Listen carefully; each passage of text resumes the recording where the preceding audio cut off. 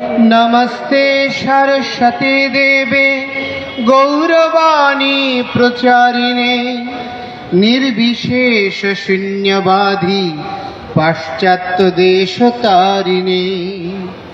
नमस्ते श्री पुंडरीकाय कृष्ण प्रेम प्रदाय श्री माधवेन्द्र सेवकाय महावदन्यायते।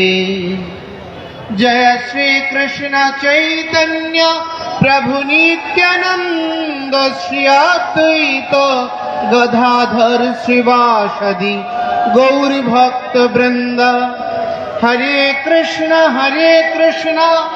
कृष्ण कृष्ण हरे हरे, हरे राम राम राम हरे हरे। कृष्णाय वासुदेवाय देवकी नंदनाय च नंदगोपकुमाराय गोविंदाय नमो नमः।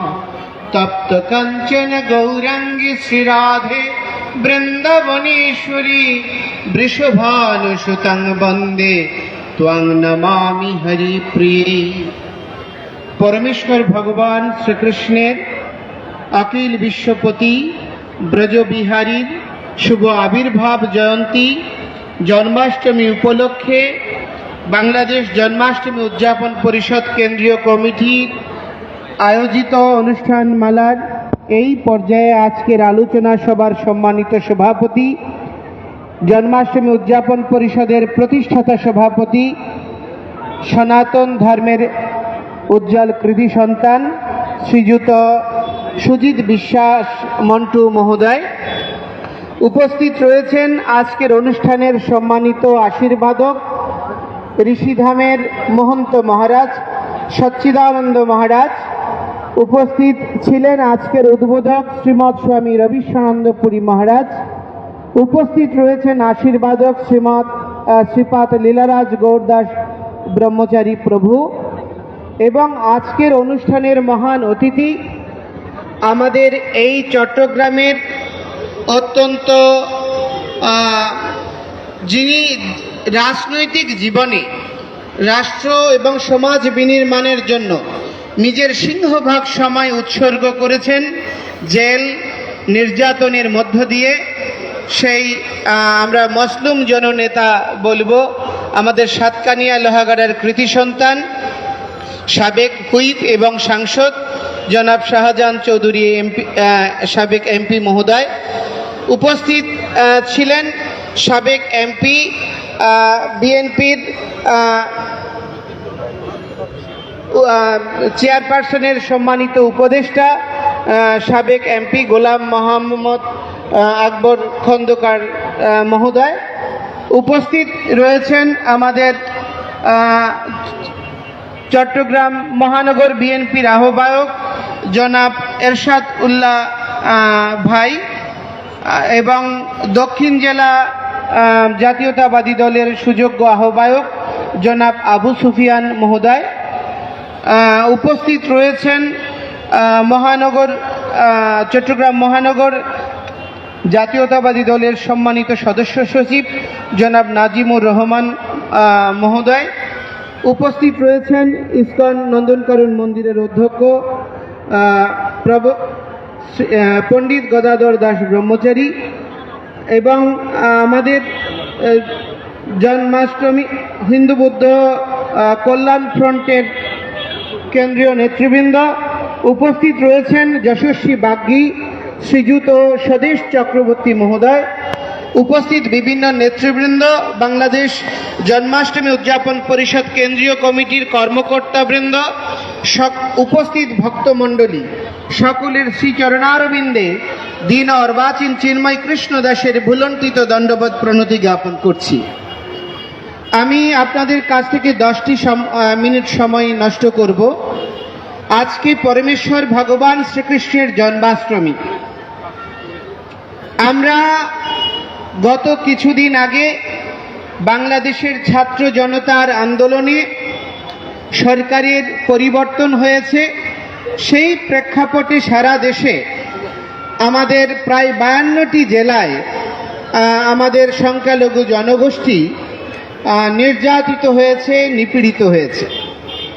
এর পরেই বর্তমানে আমাদের প্রাকৃতিক দুর্যোগে সারা বাংলাদেশের প্রায় 17টি জেলার মানুষ, হিন্দু, মুসলিম, বৌদ্ধ, খ্রিস্টান, আজকে বিপদাপন্ন সময় অতিবাহিত করছে। সেই স্থিতি অনুধাবন করে বাংলাদেশ জন্মাষ্টমী উদযাপন পরিষদ এবং বাংলাদেশের সমস্ত সংখ্যালঘু জনগোষ্ঠী, সনাতন ধর্মাবলম্বীরা তাদের অনুষ্ঠান সূচি, জন্মাষ্টমীর অনুষ্ঠান সূচির পরিবর্তন এনেছে, যা মাঙ্গলিক কার্যক্রমের মধ্যেই সীমাবদ্ধ রয়েছে। তো আজকের এই লগ্নে আমরা যদি মানুষের কাছে গিয়ে দেখি, আমি গতকাল ফটিকছড়ি, হাটাজারি, হিয়াকো, রামগড় বিভিন্ন অঞ্চলে গিয়েছি, ফেনীতে গিয়েছি, কুমিল্লায় গিয়েছি, আগামী পরশুদিনও আমরা আবার মিরেশ্বরে অঞ্চলে যাব।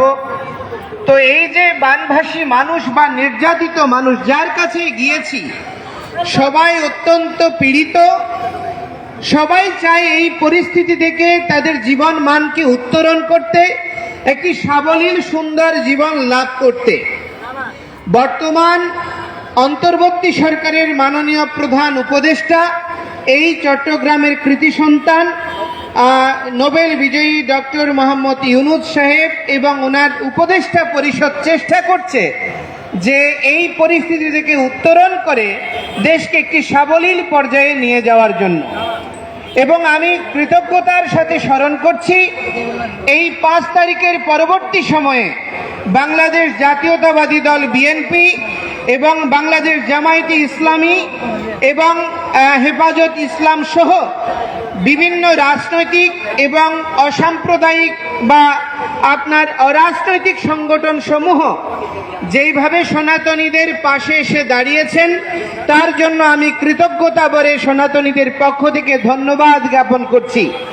এবং আমাদের জননেতা শাহজাহান চৌধুরী এমপি মহোদয়, সাবেক এমপি মহোদয়, উনি যেভাবে পুরো চট্টগ্রামকে, এবং আমির খসরু মাহমুদ চৌধুরী সাহেব, ওনারা যেভাবে পুরো চট্টগ্রামকে সুশৃঙ্খল এবং সুরক্ষিত রাখার জন্য বিভিন্ন পদক্ষেপ নিয়েছেন, তার জন্য আমরা কৃতজ্ঞতা জানাচ্ছি।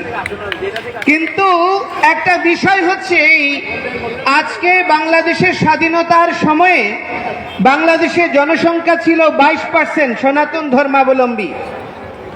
তারপরে বর্তমান সময়ে এসে দাঁড়িয়েছে 7.8%।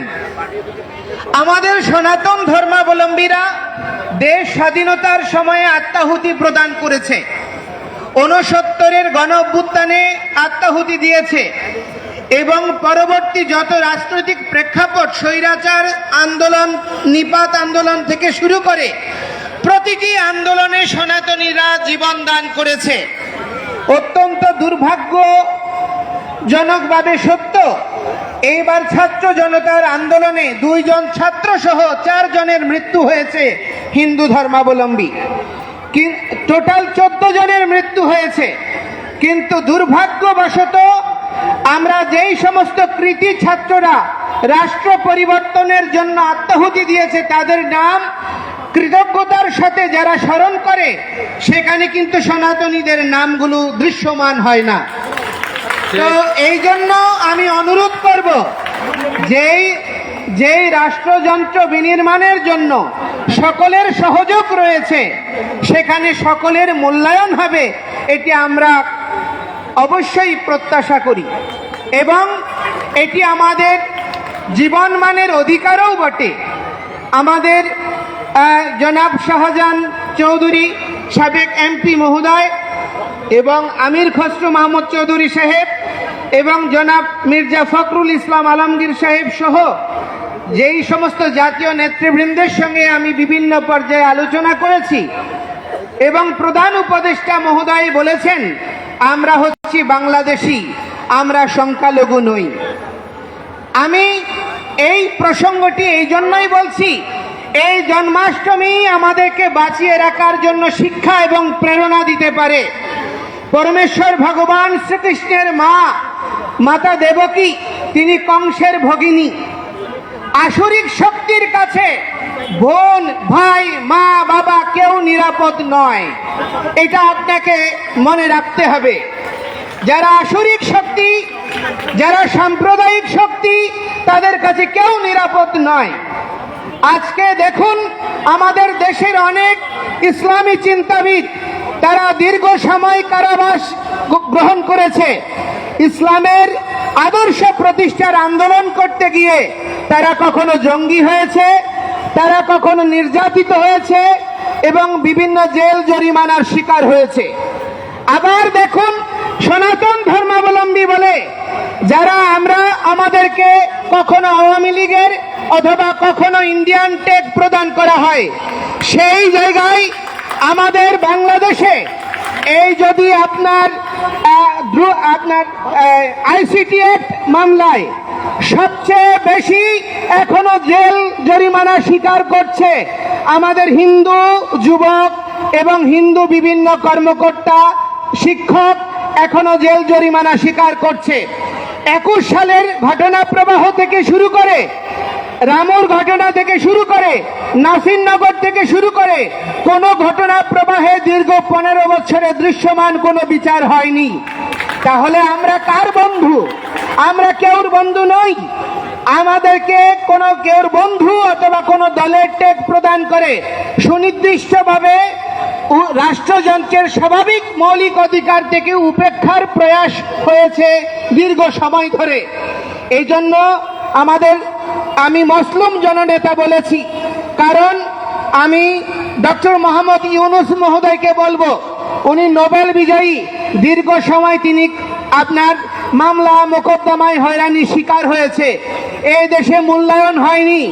আমাদের মুসলিম জননেতা শাহজাহান চৌধুরী 9.5 বছর অধিককাল সময় জেলখানায় কেটেছে। আমাদের আসলাম চৌধুরী সাহেব আসবেন বলেছেন, উনিও জেলে ছিলেন। আমির খসরু মাহমুদ চৌধুরী উনিও জেলে ছিলেন। যারা বন্দি জীবনে ছিলেন তারা বুঝতে পারবেন বন্দিত্বের যাতনাটা কি রকম। আমরাও একটা বন্দি জীবন কাটিয়েছি, আমাদের কখনোই স্বাধীনতা ছিল না এবং আমরা কখনোই স্বাধীনতা লাভ করিনি। আমি যেই কথাটি বলছি, মাতা দেবকী কংসের কারাগারে আপনার বন্দি ছিল, নিজের পতি বসুদেব সহ ভগবান শ্রীকৃষ্ণের পিতার মাতা। একটা জিনিস চিন্তা করে দেখুন, ভগবান শ্রীকৃষ্ণের মাতা তার ছয়টি সন্তানকে আপনার এই কংস নিজ হস্তে হত্যা করেছে, পাথরে নিক্ষেপ করে। সেই পাথরখণ্ড এখনো মথুরায় বর্তমান রয়েছে। সেই পাথরখণ্ডে আছাড় মেরে হত্যা করেছে। অত্যন্ত দুর্ভাগ্যের বিষয়, পরিতাপের বিষয়, আমার মুসলমান ভাইরা যেভাবে ইসলামের আদর্শ এবং তাদের অনুশাসন প্রতিপালনে সদা উৎসাহী, আমার সনাতন ধর্ম অবলম্বীরা সর্বদাই পিছিয়ে। আজকে দেখুন, আমাদের মায়েরা একটা সন্তান নিলে এনাফ মনে করে, দুটো সন্তান নিতে চায় না। অথচ মাতা দেবকী আপনারা কেন সন্তান নিতে চান না, এই প্রশ্নের উত্তরে বলে সন্তান প্রতিপালন করবে কে। কিন্তু আমার মুসলিম ভাইরা বলে নার দিয়েছে যে আহার দেবে সেই, তাদের স্রষ্টার প্রতি বিশ্বাস রয়েছে। আমরা সনাতন ধর্মাবলম্বীরা উৎসব করছি, অনুষ্ঠান করছি, বড় বড় সংগঠন করছি। 2 কোটি 2.5 কোটি হিন্দুর মধ্যে প্রায় 1 কোটির উপরে সংগঠন রয়েছে, কিন্তু দুর্ভাগ্য আমরা আমাদের বিশ্বাসকে হৃদয়ে প্রতিষ্ঠিত করতে পারিনি। কোন সংগঠনেই এই বিশ্বাসকে প্রতিষ্ঠা করার জন্য কাজ করেনি। অত্যন্ত পরিতাপের বিষয়, মাতা দেবকী 6টি সন্তান মৃত্যুবরণ করার পরেও তিনি শঙ্কর্ষণ বলরাম 7ম পুত্র এবং 8ম পুত্র ভগবানের জন্য অপেক্ষা করেছে। কেন? এই পৃথিবীর অন্ধকার থেকে, কংসের অত্যাচার থেকে এই জগৎকে মুক্তিদান করার জন্য। দেখুন, এখানে জামায়াতে ইসলামী ক্ষমতায় আসেনি, বিএনপি ক্ষমতায় আসেনি, কিন্তু তাদের কৃত দায়িত্ববোধ থেকে তারা সমাজের প্রতিটি স্তরে পৌঁছে যাচ্ছে। কিন্তু আমরা মাতা দেবকীর এই শিক্ষা কি গ্রহণ করেছি? আমরা কি আমাদের 6টা তো দূরের কথা, 2টো সন্তান নিতে আমরা আগ্রহ পোষণ করছি, যার ফলশ্রুতিতে সামাজিক ভারসাম্য নষ্ট হচ্ছে। তার চেয়ে বড় কথা, আমরা পিছিয়ে পড়ছি। আর তারপরেও বড় কথা হচ্ছে পলায়ন পর মানসিকতা। একটা পটকা ফুটলেই, একটা মামলা খেলেই আমরা দেশ ত্যাগ করতে চাই। এখানে আমাদের অনেক সনাতনী জাতীয় নেতৃবৃন্দরা রয়েছে। বাংলাদেশে হিন্দু সমাজের অধিকাংশ নেতৃত্ব প্রদান করে এই চট্টগ্রামের লোকেরা।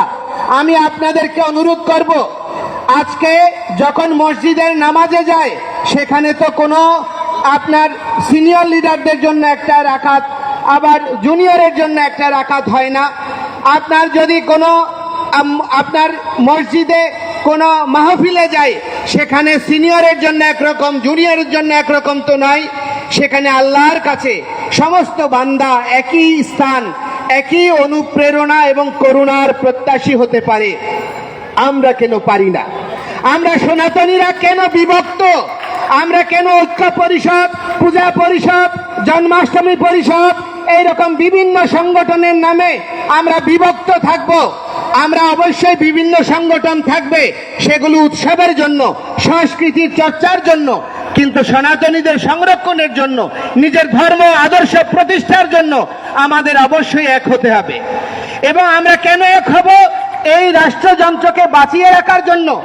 যদি আমি কিছুদিন আগেই বলেছিলাম যে এই রাষ্ট্রযন্ত্রে যদি সংখ্যালঘু জনগোষ্ঠী এক না থাকে, এই দেশ থেকে চলে যায়, এই রাষ্ট্রে বাঙালি জাতীয়তার বা বাংলাদেশের জাতীয়তার যে বৈচিত্র্য, হিন্দু, বৌদ্ধ, মুসলিম, খ্রিস্টান, এগুলো যদি না থাকে, শুধু একটি ধর্মগোষ্ঠীর রাষ্ট্রে যদি পরিণত হয়, তাহলে এই বাংলাদেশও ভূরাজনৈতিক খেলার মাঠ হবে। এটা আফগানিস্তান হবে, এটা সিরিয়া হবে, এটা ফিলিস্তিন হবে, এটা বাংলাদেশ থাকবে না। তো সেজন্য আমি অনুরোধ করব, আমাদের সমস্ত শুভবুদ্ধি সম্পন্ন রাজনৈতিক দল চেষ্টা করছে, আমরা কেন তাদেরকে সহযোগ দেব না? আমরা সকলে ঐক্যবদ্ধভাবে মাতা দেবকীর আদর্শকে হৃদয়ে ধারণ করে কৃষ্ণের জন্য অপেক্ষা করব, পালিয়ে যাব না। এই প্রবণতা আমাদের মধ্যে যদি দৃঢ় থাকে, আমরা ভয় মুক্ত হব।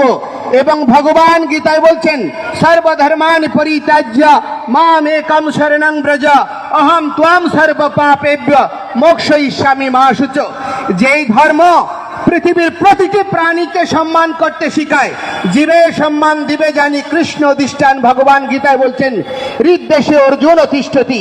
আমরা শুধু মানুষকে নয়, আমরা পিপিলিকাকেও সম্মান করি, প্রতিটি প্রাণীকে সম্মান করি। কোন প্রাণ বৈচিত্র্যকে বিনাশ করার শিক্ষা সনাতন ধর্ম দেয় না। এই জন্য ভারতীয় উপমহাদেশে খ্রিস্টান, ইসলাম, বুদ্ধিস্ট, ইহুদি, জৈন, বাহাই সব ধর্মের মানুষ এই ভারতীয় উপমহাদেশকে গ্রহণ করতে পেরেছে। এই বৈচিত্র্য সৃষ্টি হয়েছে প্রশান্তিময় সনাতন কৃষ্টির উজ্জ্বল ধারাবাহিকতার প্রভাবে। তাই আমি আপনাদের সকলকে অনুরোধ করব, ভগবান শ্রীকৃষ্ণের শ্বশুরালয় শ্রীমতী রাধারানীর অপ্রাকৃত পিতৃভূমি, পুণ্ডরিক বিদ্যানিধির লীলাপুত স্থান, মাতা সতীর পীঠস্থান চন্দ্রনাথ ধাম, যেখানে রাধারানীর অবতার গদাধর পণ্ডিতের আবির্ভাব স্থান, বাসুদেব মুকুন্দ দত্তের জন্মস্থান, ঐতিহাসিক মনীষীদের জন্মস্থান, বারাউলিয়ার স্থান। এই পবিত্র ভূমির ঐতিহ্যকে বিনষ্ট করার জন্য আমরা দেশ ত্যাগ করতে পারি না। এটা পূর্বজদেরকে সম্মান তো নয়, বরঞ্চ তাদেরকে মূত্র ত্যাগ করে দেওয়ার মতো হয়। এই জন্য পালিয়ে যাবেন না, এই দেশে থাকুন। সহাবস্থানের দ্বারা বাংলার হিন্দু, বৌদ্ধ, মুসলিম, খ্রিস্টান আমরা একটি অসাম্প্রদায়িক রাষ্ট্র বিনির্মাণ করব। ভগবান শ্রীকৃষ্ণ এই প্রত্যয় ব্যক্ত করে এই জগতে আবির্ভূত হয়েছিলেন ভক্তদের আনন্দ প্রদানের জন্য। আমরা সকলেই সেই শিক্ষা গ্রহণ করে আমাদের মৌলিক জনজীবনে ঐক্যবদ্ধ থাকব। আমি সকলকে অনুরোধ করব, যদি পদ পজিশন লাগে রাজনৈতিক দল করুন, যদি পদ পজিশন লাগে ব্যবসা করে, অর্থ উপার্জন করে, দান ধ্যান করে নিজের খ্যাতি উপার্জন করুন। সনাতন ধর্মের পীঠস্থান সংগঠনগুলোকে রাজনৈতিক কর্মকাণ্ডের কেন্দ্রস্থল বানাবেন না। সকলকে এটি বিনিময়ের সাথে অনুরোধ করছি। এবং আমাদের সনাতন ধর্মের কোন স্থান কোনো একক দলের জন্য সীমাবদ্ধ না রেখে সকল সনাতন ধর্ম মৈত্রীর শিক্ষা দিয়েছে, মিলনের শিক্ষা দিয়েছে। আমরা যেন সকলকে আলিঙ্গন করি, এই প্রার্থনা জানিয়ে আমি আমার নাতি দীর্ঘ আলোচনা এখানে পরিসমাপ্ত করছি। শুভ প্রণাম, শুভ প্রণাম, শুভ প্রণাম।